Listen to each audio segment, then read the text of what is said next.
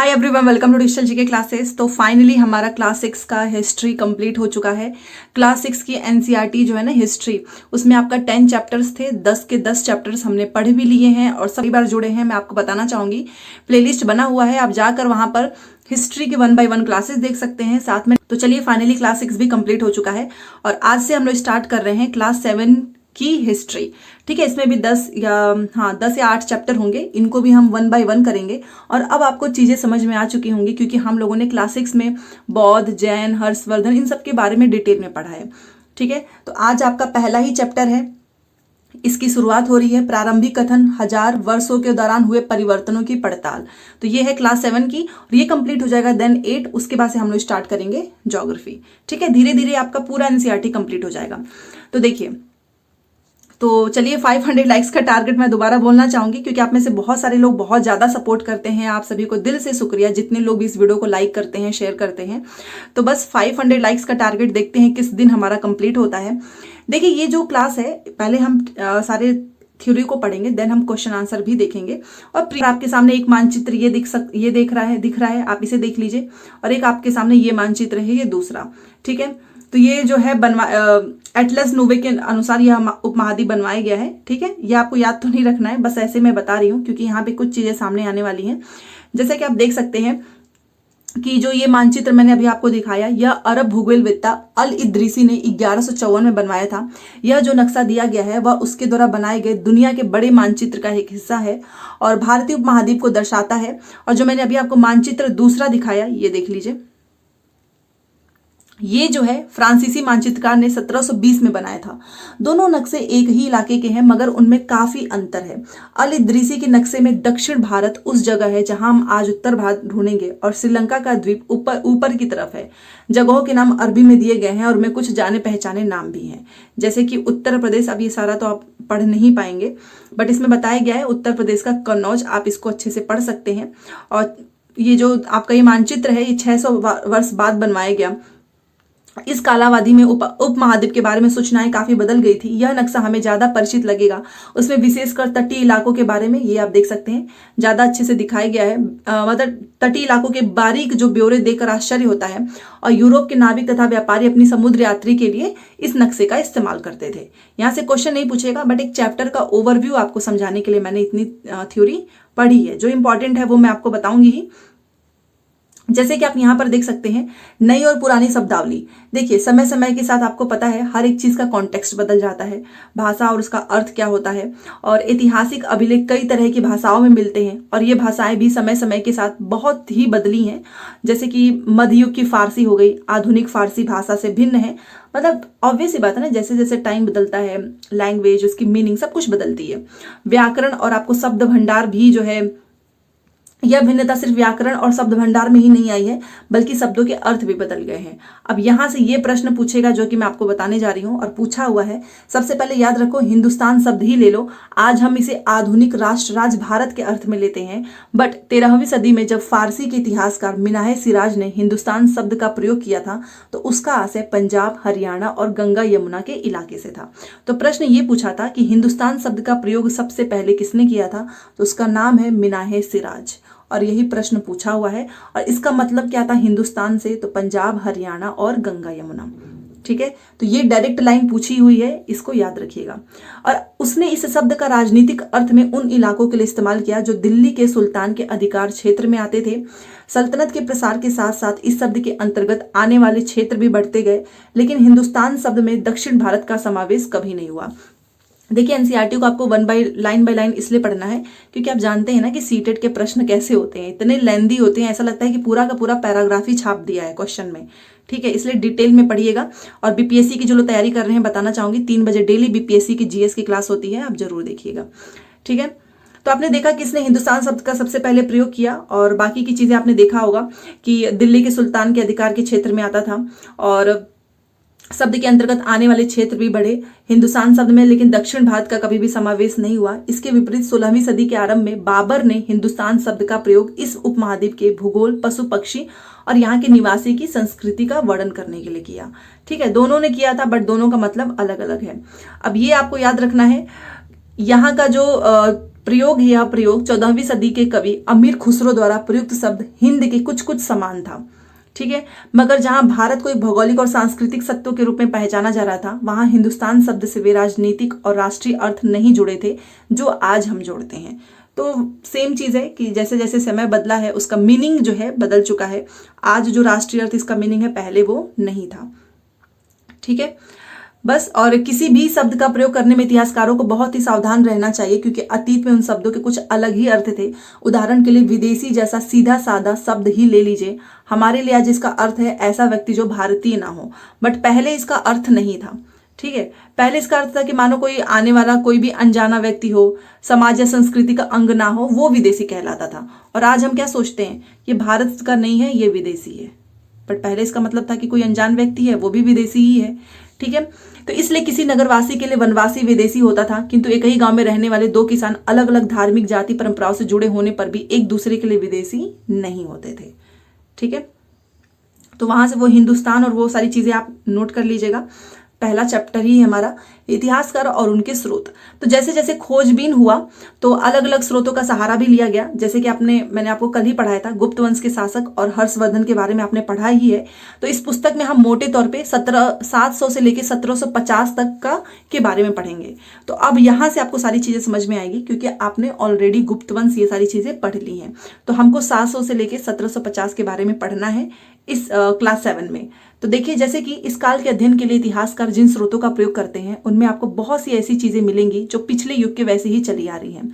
इतिहासकार इस काल के बारे में सूचना इकट्ठा करने के लिए अभी सिक्कों, शिलालेख, स्थापत्य तथा लिखित सामग्री पर निर्भर थे। हमने पढ़ा ना कि कभी सिक्कों पे पता चल रहा है, शिलालेख पे पता चल रहा है, पर कुछ बातें पहले से काफी भिन्न भी हैं। इस युग में प्रमाणिक लिखित सामग्री की संख्या और विविधता आश्चर्यजनक रूप से बढ़ गई। ठीक है, इसके आगे इतिहासकार सूचनाओं के दूसरे प्रकार के स्रोतों का जो है यहाँ पर इस्तेमाल धीरे धीरे कम करने लगे। तो इस समय के दौरान क्या हुआ कि कागज जो है वो क्रमशः सस्ता होता गया और बड़े पैमाने पर मिलने लगा। तो लोगों ने क्या किया, धर्म ग्रंथ, शासकों के वृतांत, संतों के लेखन, उपदेश, अर्जी, अदालत के दस्तावेज, हिसाब, ये सारी चीजें लिखने में इसका उपयोग करने लगे। तो इसीलिए लिखित जो है सामग्रियां मिली हुई हैं। धनी व्यक्ति, शासक, जन, मठ, मंदिर पांडुलिपि एकत्रित किया करते थे और इन पांडुलिपियों को पुस्तकालयों तथा अभिलेखागारों में रखा जाता है। तो ये आपको याद रखना है कि ये जो भी पांडुलिपियां थी, इनको कहाँ पर रखते थे, पुस्तकालय तथा अभिलेखागारों में। ठीक है, ये आपको याद रखना है क्योंकि ये पूछा हुआ है। इन पांडुलिपियों तथा दस्तावेजों से इतिहासकारों को बहुत सारी जो है डिटेल में जानकारी मिली है, मगर साथ ही इनका उपयोग भी कठिन है। देखो, उन दिनों छापे खाने तो थे नहीं जहाँ पर छपाई वगैरह होती है। लिपि क्या नकल जो 20 होते हैं वो हाथ से ही लिखकर इसकी प्रतिकृति बनाते थे। ठीक है, तो अगर आपने कभी किसी मित्र के गृह कार्य की नकल उतारी हो, यहाँ पर बताया जा रहा है, तो आप जानते होंगे कि यह काम कितना काम आसान नहीं होता ना, कि उसकी हैंडराइटिंग समझ में नहीं आती है। कभी कभी आपको अपने मित्र की लिखावट समझ में नहीं आई होगी, तो आपने अंदाजा लगाया होगा कि अच्छा उसने ये लिखा होगा। तो वही बताया जा रहा है कि एक चीज लिखी हुई है ना, उसी की छपाई, उसको देख के छपाई होती नहीं थी तो नकल करके लिखते थे, तो कुछ ना कुछ मीनिंग भी बदल जाता है। ठीक है, तो थोड़ा बहुत इसलिए डिफरेंस इसमें मिला है, क्योंकि हमको यहां से ना, ये देखिए, या फोटो देख सकते हैं, ये ऐसी कुछ सामग्रियां मिली हुई हैं। ठीक है, लेकिन महत्वपूर्ण अंतर आ जाते हैं नकल करके लिखने पे भी। पांडुलिपि की प्रतिलिपि बनाने में भी कुछ कुछ यही होता है। प्रतिलिपियां बनाते हुए लिपिक छोटे मोटे फेरबदल करके चलते थे, कहीं कोई शब्द, कहीं कोई वाक्य, क्योंकि नकल ही करना है तो चेंज हो जाएगा इसका मीनिंग भी। प्रतिलिपियां बनती रही हैं, अंततः एक ही मूल ग्रंथ की भिन्न भिन्न प्रतिलिपियां एक दूसरे से बहुत ही अलग हो गई। इससे बड़ी गंभीर समस्या उत्पन्न हो गई, क्योंकि आज हमें लेखक की मूल पांडुलिपि शायद ही कहीं मिलती है। हमें बाद के लिपिकों द्वारा बनाई गई प्रतिलिपियों पर ही पूरी तरीके से डिपेंड रहना पड़ता है। तो आप अंदाजा लगाने के लिए मूलतः लेखक ने क्या लिखा था, इतिहासकारों को एक ही ग्रंथ की विभिन्न प्रतिलिपियों का अध्ययन करना पड़ता है। ठीक है, कई बार लेखक जो है वो स्वयं भी समय समय पर अपने मूल वृत्तांत में संशोधन करते रहते हैं। 14वीं शताब्दी के इतिहासकार जियाउद्दीन बर्नी ने अपना वृत्तांत पहली बार 1356 में और दूसरी बार इसके 2 वर्ष बाद लिखा है। तो ये सबसे पहले याद रखिएगा कि इतिहासकार जियाउद्दीन बर्नी ने अपना वृत्तांत पहली बार कब लिखा है, 1356 में। पूछा हुआ है इसलिए मैं बता रही हूँ। लेकिन 1971 तक इतिहासकारों को पहली बार वृत्तांत की जानकारी ही नहीं थी। यह पुस्तकालयों के विशाल संग्रहों में कहीं दबा पड़ा था। ठीक है, उस समय वृत्तांत के बारे में उतना पता नहीं था। देन आप यहाँ से देख सकते हैं नए सामाजिक और राजनीतिक समूह। तो 700 से और इसके बीच का हम पढ़ रहे हैं, तो ये काफी चुनौती भर रहा हुआ है, मुख्य रूप से इसलिए क्योंकि इस पूरे काल में बड़े पैमाने पर अनेक तरीके का परिवर्तन हुआ। इस काल में अगर आप देखें तो अलग अलग जो है समय पर नई नई प्रौद्योगिकी के दर्शन होते हैं, जैसे कि सिंचाई में रहट हो गए, कटाई में खर्चे और युद्ध में बारूद वाले हथियार, इसका इस्तेमाल। इस उपमहाद्वीप में नए तरह का खान पान भी आया, जैसे कि आलू, मक्का, मिर्च, चाय, कॉफी। ध्यान रहे कि ये तमाम परिवर्तन नई प्रौद्योगिकियां और फसलें उन लोगों के साथ आए जो नए विचार भी लेकर आए थे। परिणाम स्वरूप यह काल आर्थिक, राजनीतिक, सामाजिक और सांस्कृतिक परिवर्तनों का भी रहा है। ठीक है, और इस युग में ना लोगों की गतिशीलता, एक स्थान से दूसरे स्थान पर आना जाना भी बहुत बढ़ गया था। अवसर की तलाश में लोगों के झुंड दूर दूर जो है ट्रैवल करने लगे थे। इस उपमहाद्वीप में अपार संपदा और अपना भाग्य गढ़ने के लिए अपार संभावनाएं भी मौजूद थी। आप ये फोटो भी देख सकते हैं, बहुत सी नई नई चीजों का भी आविष्कार हुआ। और इस काल में जिन समुदायों का महत्व बढ़ा उनमें से एक समुदाय था राजपूत, जिसका नाम है राजपुत्र अर्थात राजा का पुत्र। ठीक है, तो ये प्रश्न पूछा था कि राजपुत्र का अर्थ क्या होता है, या फिर राजपूत का, इसका मतलब होता है राजा का पुत्र। ठीक है, तो इनकी इंपॉर्टेंस काफी बढ़ गई थी 8वीं से, और ये आपको लाइन याद रखना है कि किसकी महत्व बढ़ा था, इसका मतलब क्या है। 8वीं से 14वीं सदी के बीच में यह नाम आमतौर पर योद्धाओं के उस समूह के लिए यूज होता था जो कि क्षत्रिय वर्ण होने का दावा करते थे। राजपूत शब्द के अंतर्गत केवल राजा और सामंत वर्ग ही नहीं बल्कि वे सेनापति और सैनिक भी आते हैं जो पूरे उपमहाद्वीप में अलग अलग शासकों की सेनाओं में सेवारत थे। कवि और चारण राजपूतों की आचार संहिता प्रबल पराक्रम और स्वामी भक्ति का गुणगान करते थे। इस युग में राजनीतिक दृष्टि से महत्व हासिल करने के अवसर का लाभ मराठा, सिख, जाट, अहोम और कायस्थ, लिपि, मुंशियों का कार्य करने वाली जाति, इन लोगों ने भी उठाया था। तो बेसिकली आपको यहाँ पे याद रखना है कि सबसे पहले याद रखो इंपॉर्टेंस किसकी थी, राजपूत। इसका मतलब क्या है, राजा का पुत्र।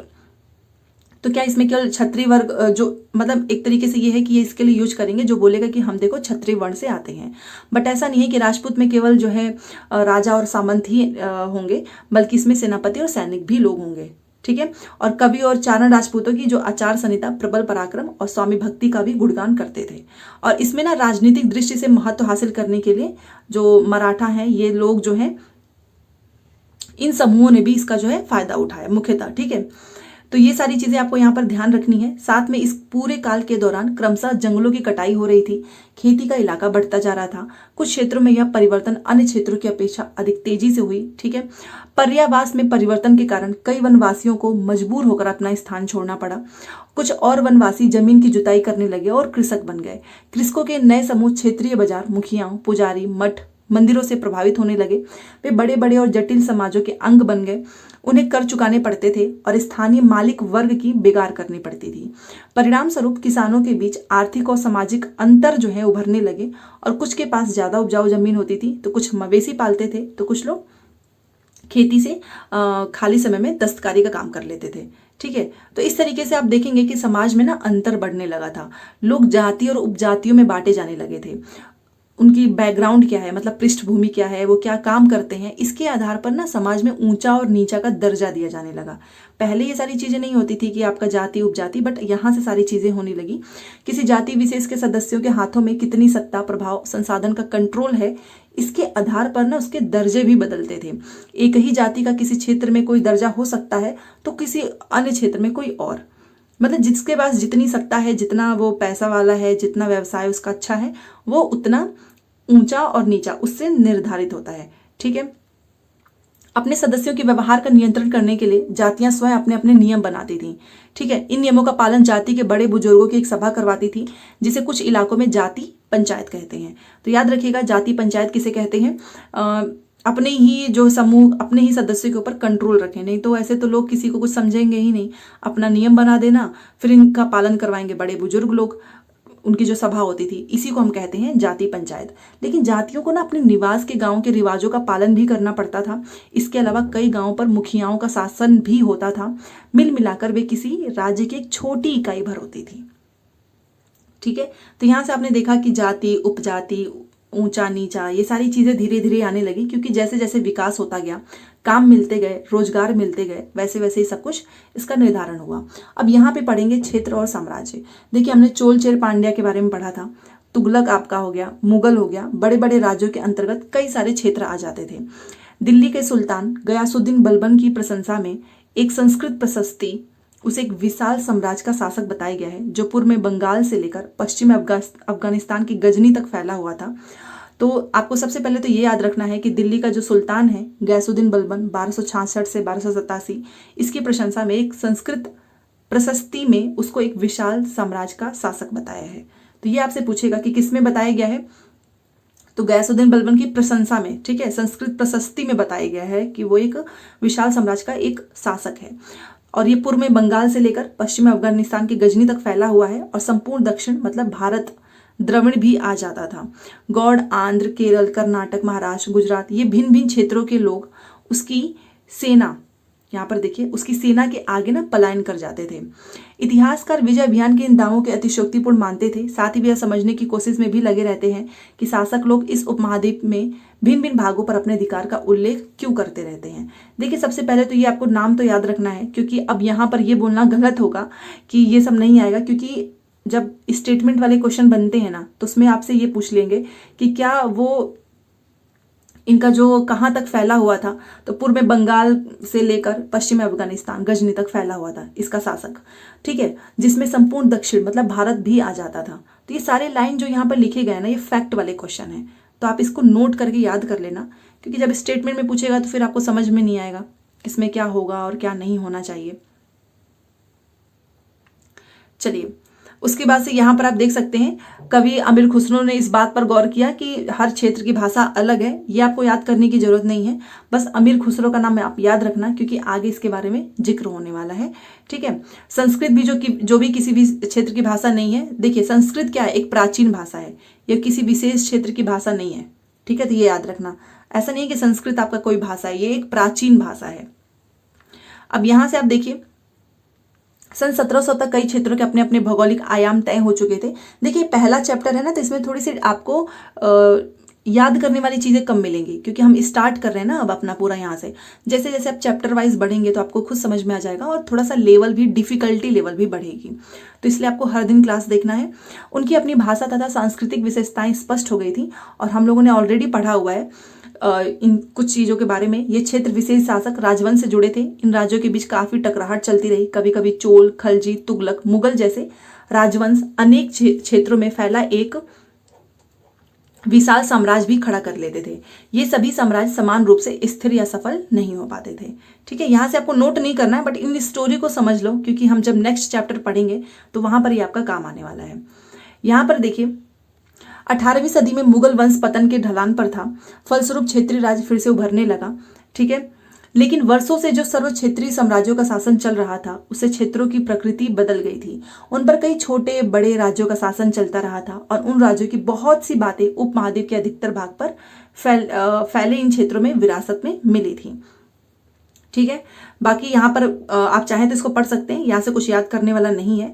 अब यहाँ पर कुछ धर्म के बारे में देख लेते हैं, पुराने और नए धर्म।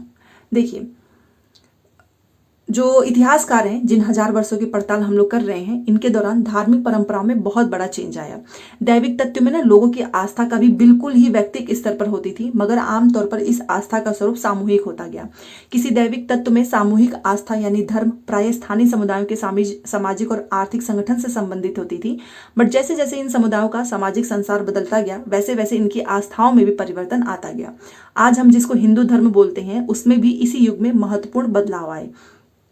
जैसे कि कुछ परिवर्तन थे, नई देवी देवताओं की पूजा होने लगी, राजा के द्वारा मंदिर बनवाए गए, समाज में पुरोहित के रूप में ब्राह्मणों का महत्व बढ़ता गया और सत्ता भी इनकी बढ़ती गई। संस्कृत ग्रंथों के ज्ञान के कारण समाज में ब्राह्मण का बहुत रिस्पेक्ट होने लगा था। इनके संरक्षक थे और नए नए शासक जो स्वयं प्रतिष्ठा की चाह में थे, इन संरक्षकों का समर्थन होने के कारण समाज में इनका दबदबा और बढ़ गया। तो आपने देखा कि हिंदू धर्म में भी कितने परिवर्तन आए। नए देवी देवताओं की पूजा, मंदिर का निर्माण, पुरोहित के रूप में जो ब्राह्मण थे उनका महत्व, ये सब कुछ यहाँ पर बढ़ने लगा था, ठीक है। कर्मकांड और बाकी चीजें भी यहाँ पर आपको देखनी होंगी। और इस युग में ना महत्वपूर्ण परिवर्तन भक्ति के जो कॉन्सेप्ट था ना, उसके रूप में आया। जैसे कि ईश्वर की कल्पना एक ऐसे प्रेमल इष्ट देवी देवता के रूप में की गई थी जिस तक पुजारी के विशद कर्मकांड के बिना ही भक्त स्वयं पहुंच सकता है, और साथ ही दूसरी परंपराओं के बारे में, ठीक है। तो ये आपको 6 चैप्टर में हम जब पढ़ेंगे तो वहाँ पे आपको डिटेल में समझ में आएगा। यह वही युग है जिसमें उस महाद्वीप में नए नए धर्मों का भी आगमन हुआ। कुरान शरीफ का संदेश भारत में पहले पहल 7वीं सदी में व्यापारियों और आप्रवासियों के जरिए पहुंचा। मुसलमान कुरान शरीफ को अपना धर्म ग्रंथ मानते हैं। ठीक है, तो ये क्वेश्चन पूछता है कि मुसलमान लोगों का जो है धर्म ग्रंथ का नाम बताओ, तो वो है कुरान शरीफ। केवल एक ईश्वर अल्लाह की सत्ता को स्वीकार करते हैं। और ये लाइन पूछा हुआ है, जिसका प्रेम, करुणा, उदारता, अपने में आस्था रखने वाले हर व्यक्ति को गले लगाता है, चाहे उस व्यक्ति की सामाजिक बैकग्राउंड कुछ भी रहा हो।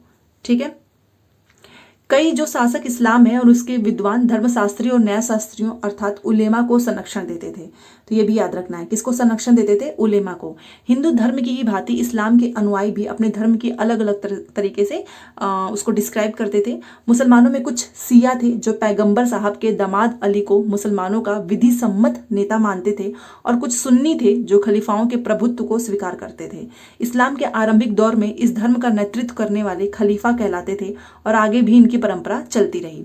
तो ये पूरी की पूरी लाइन पूछी हुई है। अगर आप क्वेश्चन देखेंगे, सबसे पहले तो आपको याद रखना है कि जो इस्लाम के अनुयायी हैं वो लोग भी अपने अपने धर्म को अलग तरीके से देखते हैं, मतलब डिस्क्राइब करते हैं। और जो सिया थे जो कि पैगंबर साहब के दामाद अली को मुसलमान का विधि सम्मत नेता मानते थे। तो कुल मिलाकर ये जो पूरा अभी मैंने आपको बताया, यहाँ से देखिएगा, यहाँ से ये आपको पूरा याद रखना है। ठीक है, कुछ लोगों को पता होगा पहले से, बट जिसे नहीं पता है आप याद रखिएगा क्योंकि यहाँ से प्रश्न पूछा हुआ है। ठीक है, तो इस्लाम के आरंभिक दौर में इस धर्म का नेतृत्व करने वाली खलीफा कहलाते थे और आगे भी इनकी परंपरा चलती रही। इस्लामी जो न्याय सिद्धांत है, विशेषकर भारत में हनफी और सफ़ी जैसे बोलते हैं हम, कि विभिन्न परंपराओं में भी कई महत्वपूर्ण अंतर रहे हैं। ऐसे ही धर्म सिद्धांतों तथा रहस्यवादी विचारों को लेकर विभिन्नताएं देखने को मिली हैं। ठीक है, आपने हिंदू धर्म के बारे में पढ़ा, हम लोगों ने मुस्लिम धर्म के बारे में पढ़ा, यहाँ पर अभी आपने देखा। तो इनसे क्वेश्चंस बने हुए हैं। ठीक है, कि किसको क्या कहते हैं, किसका परंपरा चलता रहा है। साथ में देखो, समय और इतिहास के कालखंडों पर विचार। इतिहासकार समय को केवल घड़ी या कैलेंडर की तरह नहीं देखते, यानी कि केवल घंटों, दिन, वर्षों के बीतने के रूप में नहीं देखते। उनका नजरिया यह है कि सामाजिक आर्थिक संगठन में आने वाले परिवर्तनों को झलकाता है, दिखलाता है। विचारों और विश्वासों में कितना स्थायित्व रहा है, कितना परिवर्तन आया है। यदि अतीत को समान विशेषता रखने वाले कुछ बड़े बड़े हिस्सों, युगों या कालों में बांट दिया जाए तो समय का अध्ययन कुछ आसान हो जाता है। तो याद रखिएगा, इतिहासकार समय को घड़ी कैलेंडर की तरह नहीं देखते हैं। ये देखते हैं कि समय समय जैसा जैसा बीता है उसमें किस तरीके का परिवर्तन झलका है, विचार जो विश्वास है उसमें कितना परिवर्तन आया है। इसको वो लोग समय से, जैसे हम लोग भी क्या सोचते हैं कितना समय बीत गया, इतना डेट निकल गया, इतने महीने निकल गए, वो लोग देखते हैं कि विचार में कितना परिवर्तन आया है, कितना स्थायित्व रहा है, इन सब चीज़ों से देखते हैं। ठीक है, और समान विशेषता रखने वाले जो बड़े बड़े हिस्सों, युग या कालों में बांट दिया जाए तो समय का अध्ययन कुछ आसान हो जाएगा। 19वीं सदी के मध्य में अंग्रेज इतिहासकारों ने भारत के इतिहास को 3 युगों में बांटा था। याद रखिएगा, ये पूछा हुआ है कि अंग्रेज ने कितने बांटा था? 3 में, हिंदू, मुस्लिम, ब्रिटिश। ये 3 नाम आपको याद रखना है। यह विभाजन जो है इस विचार पर आधारित था कि शासकों का धर्म ही एकमात्र, मतलब धर्म के आधार पर बांटा है अंग्रेजों ने। ठीक है, कि धर्म ही एक महत्वपूर्ण ऐतिहासिक परिवर्तन होता था, तो इसलिए धर्म पे बांटा। अर्थव्यवस्था, समाज और संस्कृति में भी कोई महत्वपूर्ण बदलाव नहीं आया था, इसलिए इसने क्या बांट दिया? हिंदू, मुस्लिम और एक और नाम था ब्रिटिश। ठीक है, क्योंकि बाकी और किसी चेंज में ज्यादा परिवर्तन आया नहीं। और इस दृष्टिकोण में इस महाद्वीप की ना अपार विविधता की भी उपेक्षा हो जाती थी। इस काल विभाजन को आज बहुत कम इतिहासकार ही स्वीकार करते हैं। अधिकतर इतिहासकार आर्थिक सामाजिक कारकों के आधार पर ही अतीत के विभिन्न कालखंड की विशेषताएं तय करते हैं। मतलब कि बेसिकली जो कालखंड होता है ना वो आर्थिक और सामाजिक के रूप में होता है, इसलिए ना इसकी उपेक्षा भी की जाती है क्योंकि अपने धर्म के आधार पर जो है विभाजन कर दिया है। पिछले साल आपने जो इतिहास पढ़े, मतलब हम लोगों ने क्लास 6 की जो भी एनसीईआरटी पढ़ी है उसमें प्राचीन समाजों के कई प्रकारों का समावेश था। पढ़ा होगा, जिसने पढ़ा है डिटेल में वो बता सकता है। हमने पढ़ा जैसे कि शिकारी के बारे में पढ़ा था, जो कृषिकर्मी होते हैं, शहर गांव के निवासी होते हैं, राजा और साम्राज्य के बारे में पढ़ा था। और अभी जो आप पढ़ रहे हो ना ये मध्यकालीन इतिहास है। ठीक है, तो अब जो हम क्लास 7 के एनसीईआरटी पढ़ने जा रहे हैं इसको हम मध्यकालीन इतिहास कहते हैं। इसमें आपको ना कृषक समाजों के विस्तार, क्षेत्रीय और साम्राज्यिक राज्य के उदय, कभी कभी तो ग्रामवासी वनवासी की कीमत पर, प्रधान धर्मों के रूप में हिंदू, इस्लाम के विकास, यूरोप से जो व्यापारिक कंपनी आई है उसके बारे में जानकारी मिलेगी।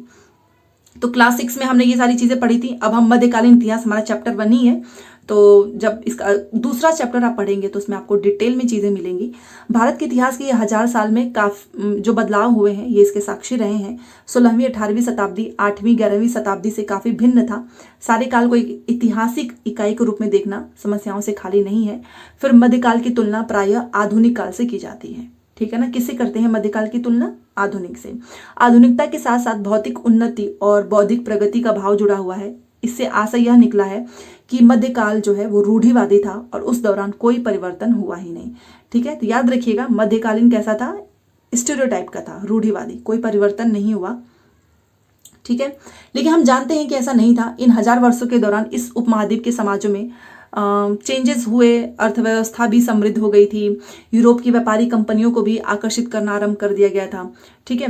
तो बाकी की चीज़ें अभी हम डिटेल में पढ़ेंगे, यहाँ पर और कुछ आपको नोट करने वाला नहीं है, ठीक है।